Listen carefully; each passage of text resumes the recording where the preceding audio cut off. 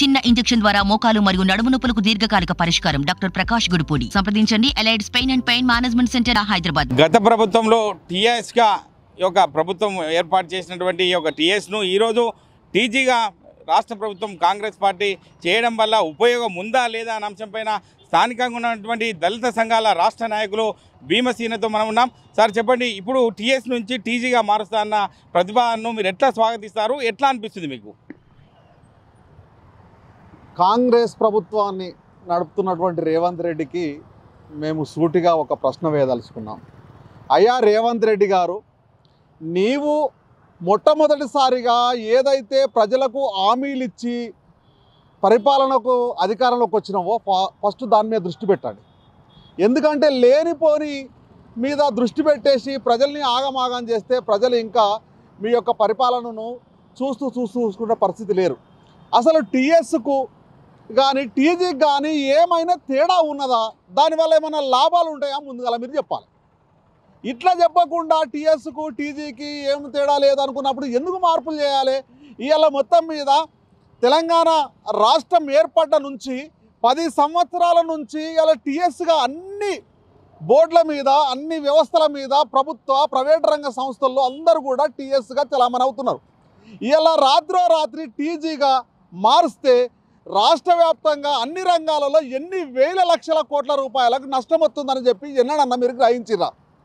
ఇది గ్రహించకుండా నేను టీజీగా గతంలో టీఆర్ఎస్ ప్రభుత్వం ఒకటి పెట్టింది, దానికి వ్యతిరేకంగా ఇంకోటి తీసుకొస్తా అంటే ఇది మూర్ఖత్వ పరిపాలన తప్ప ఇంకోటి లేదు.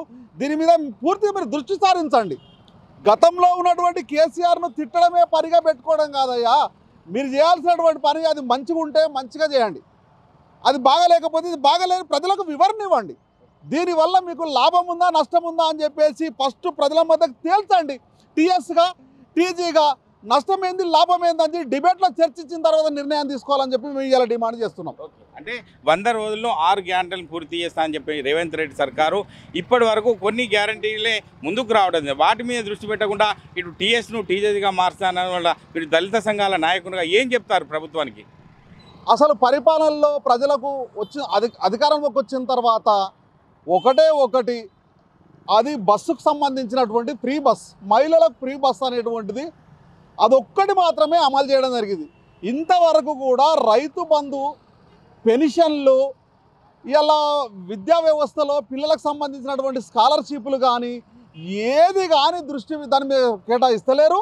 అసలు పరిపాలన అస్తవ్యస్తంగా ఉంది. పొద్దున్న లేస్తే ఒక తిట్టడమే పని అంతే తప్ప ప్రజల్ని దృష్టి మళ్లించి ఇంకేదో లబ్ధి పొందాలని చూస్తున్నారు తప్ప పరిపాలనలో ఇంతవరకు కూడా రేవంత్ రెడ్డికి సరి అయినటువంటి పట్టు రాలేదని చెప్పేసి మేము అనుకుంటున్నాం.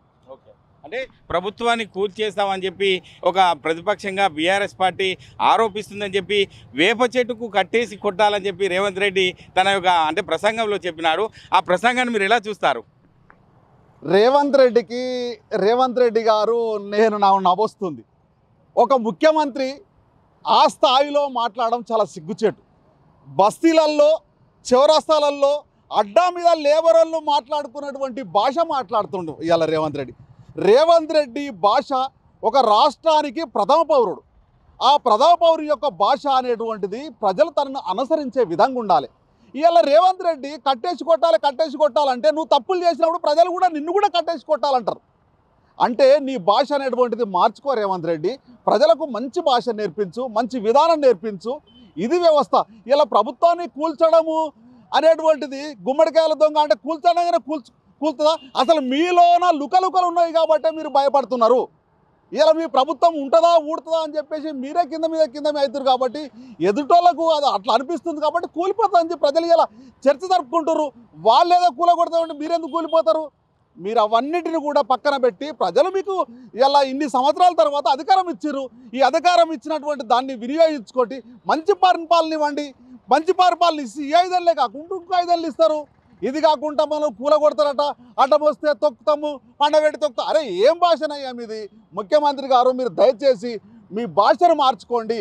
మీ భాషను మార్చుకోకపోతే ప్రజలందరూ కూడా అదే భాషతో నేను మాట్లాడేటువంటి పరిస్థితి ఎదురవుతుంది. ఓకే, చివరగా టీఎస్ను టీజీగా చేస్తారన్నటువంటి ఈ యొక్క రేవంత్ రెడ్డి సర్కారుకు మీరు ఏం విజ్ఞప్తి చేస్తారు చివరగా? నాకైతే ఒకటి అనిపిస్తుంది, ఇవాళ లక్నోలో ఉన్నటువంటి రాజధానిని ఢిల్లీగా మార్చుకొని నాణ్యాలను తీసేసి తోలు పైసలు తయారు చేసినటువంటి తుగ్లక్ ఎట్లయితే అనిపిస్తాడో అదేవిధంగా ఇలా ఒక పేరు మార్చినంత మాత్రాన పెద్ద ఒరిగేది ఏముండదు. దయచేసి ఇలా రాజధానులు మార్చినట్టుగా ఇలా లేకపోతే పైసలను మార్పిడి చేసినట్టుగా నీవు మార్పిడి చేసుకుంటూ పోతే చివరికి మిగిలేది ఏంటంటే కొద్ది రోజులనే ప్రజలు నీకు పరిపాలన చేత కాదయ్యా అని చెప్పేసి గ్రహించేటువంటి పరిస్థితికి వస్తుంది. కాబట్టి ప్రజలకు ఏదైతే ఉపయోగపడుతుంది, ప్రజలు దేనివల్ల లబ్ధి పొందుతారు, పరిపాలనలో ఇలాంటి ఒక మన శాస్త్రీయబద్ధమైనటువంటి క్షుణ్ణంగా ఆలోచించి నిర్ణయాలు తీసుకుంటే ప్రజలకు ఏమన్నా మేలు జరుగుతుంది.